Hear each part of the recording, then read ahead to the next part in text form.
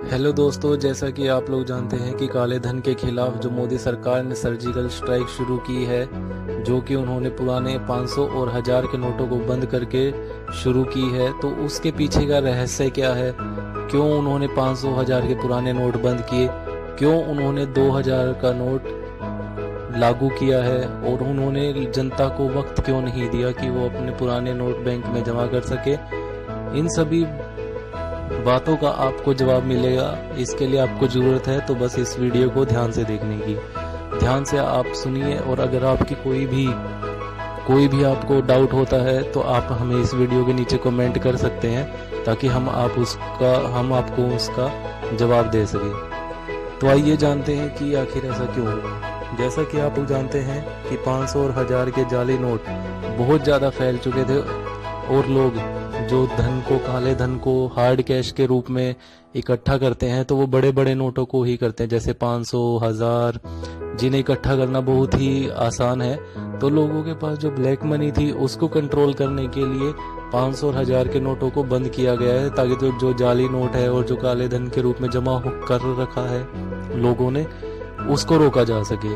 दूसरा क्वेश्चन ये उठता है कि सरकार ने 2000 का नोट क्यों लागू किया। इसकी सबसे मेन जो हम मान सकते हैं रीज़न वो ये है कि लोगों को ये 500 नोट और 1000 के पुराने नोटों को बंद करने के लिए नए नोट पहुंचाना बहुत ही आवश्यक था।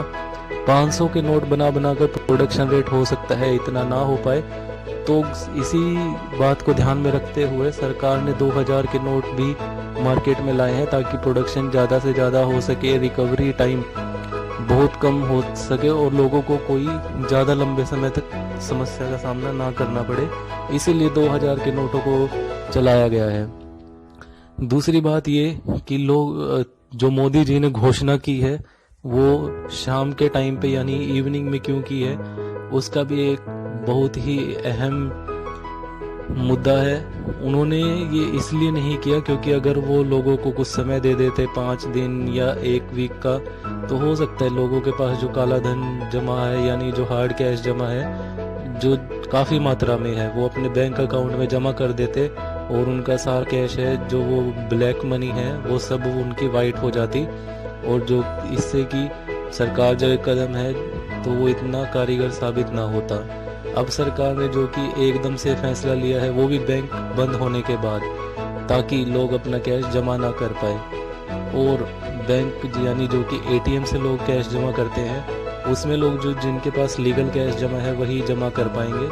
जिनके पास ब्लैक मनी है वो इस मात्रा को ना जमा कर पाए, इसीलिए कदम उठाया गया है। जहाँ तक सवाल है लोगों को होने वाली समस्याओं का, उसका भी सरकार ने ध्यान रखा है। उन्होंने सरकारी चीज़ें यानी कि पेट्रोल पंप, अस्पताल, रेलवे, एयरलाइंस, मेडिकल स्टोर्स, इन सभी पे पुराने नोट को 3 दिन के लिए वैध करके रखा है। इसका सबसे बड़ा यही महत्व है कि जो लोग अभी ट्रैवल कर रहे हैं या जो समस्या से गुजर रहे हैं, उनको कोई समस्या का सामना ना करना पड़े। दूसरी बात ये भी सामने आती है कि जिन लोगों के पास 500 1000 रुपए के बड़े काम के लिए ज़रूरत नहीं है, तो 100 रुपये से भी अभी काम चला सकते हैं। 100 रुपये के नोटों का इस्तेमाल कर सकते हैं, और ऑनलाइन बैंकिंग या debit card, credit card, net banking, वो सभी सुचारू रूप से जारी रहेंगे। और हम नेट बैंकिंग के थ्रू भी किसी को ट्रांसफ़र कर सकते हैं। अगर कोई त्यौहार आता है, फेस्टिवल के लिए हमें किसी को ट्रांजैक्शन करने हैं, तो हम उसके बैंक में डायरेक्ट मनी सबमिट कर सकते हैं, तो उसमें कोई दिक्कत नहीं है। अगर हम इसको ध्यान से देखें तो ये बहुत ही अहम मुद्दा है और बहुत ही कामयाब और कारीगर साबित होगा काले धन को बंद करने के लिए और करप्शन को मिटाने के लिए। तो दोस्तों, मोदी जी के इस फैसले का स्वागत करें और सहयोग भी दें। थोड़ा सा टाइम लगेगा सारी चीज़ें सही होने में, लेकिन अच्छे दिन जरूर आएंगे।